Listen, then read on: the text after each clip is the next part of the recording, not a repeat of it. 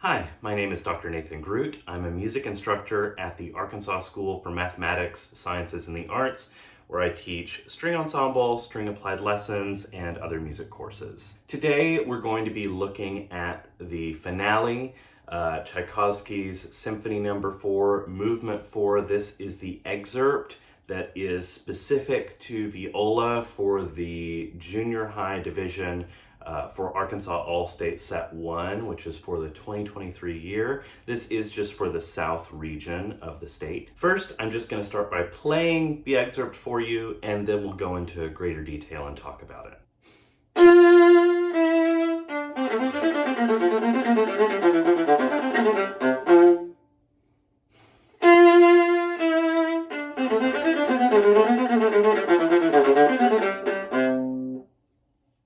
All right, let's talk a little bit about this excerpt. First of all, we are in the key of F major. We have one flat, it's a B flat, so make sure you're paying attention to that. That's going to be important, especially in those 16th note runs, when the B flats are there and also when they're not there. We'll talk about that in a moment. So let's talk about what this means for each string in terms of the finger pattern we'll be using. We can play an F major scale.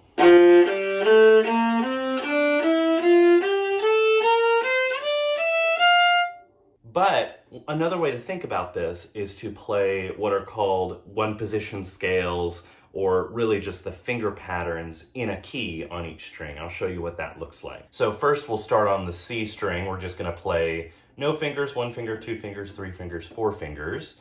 And it'll just be whatever note is diatonic or whatever note is in the key of F major. So C, open C, is in the key.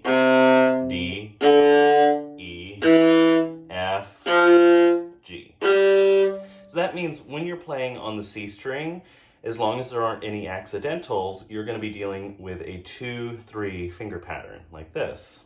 Okay, let's check out the G string. We have G, G's are natural.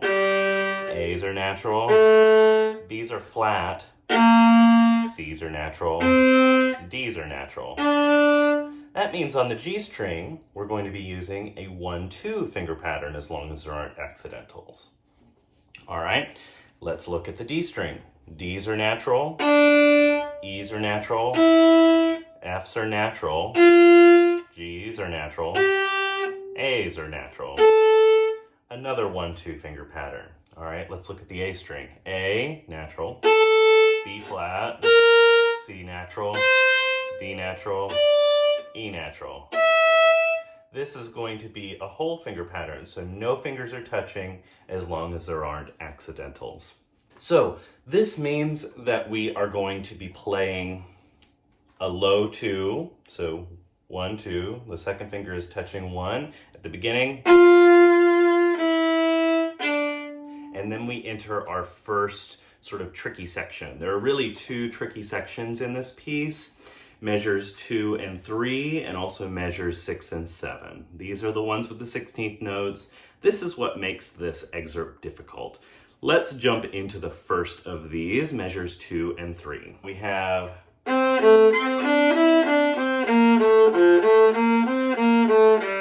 that's measure 2.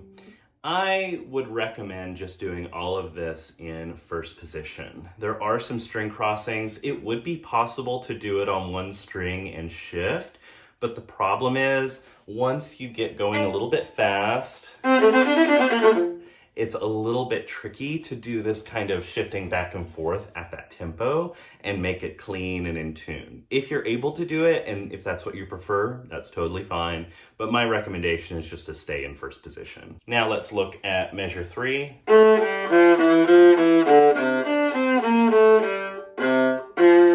Nothing really crazy here, still first position. My one recommendation is that D at the beginning of beat 3, play it with a 4th finger, because if you don't,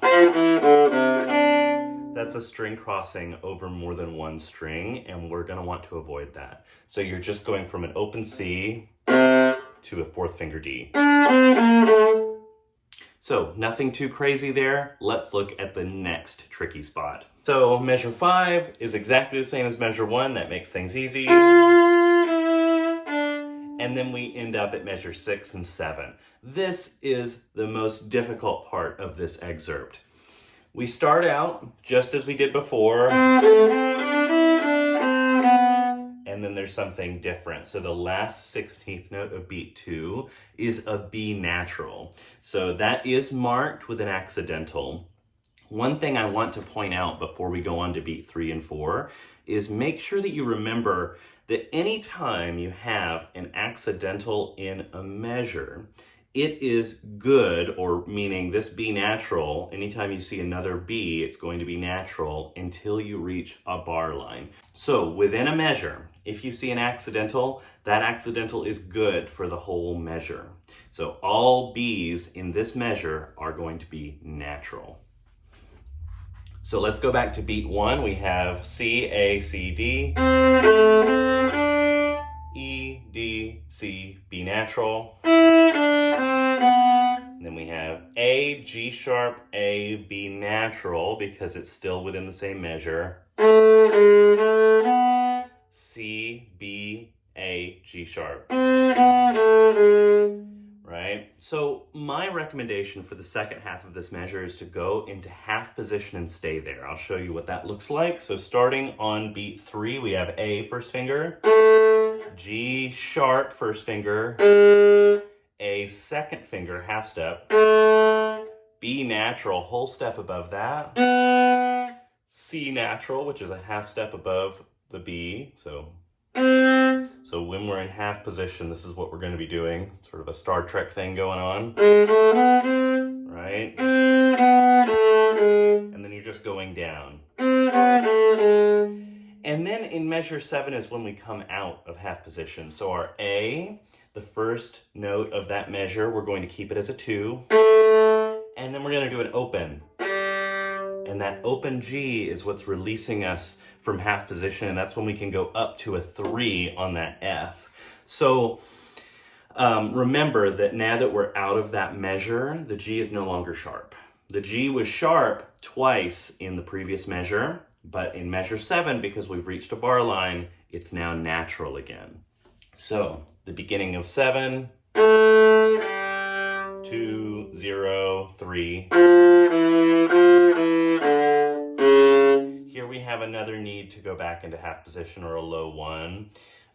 This is one where I think that it makes sense to come out of half position immediately.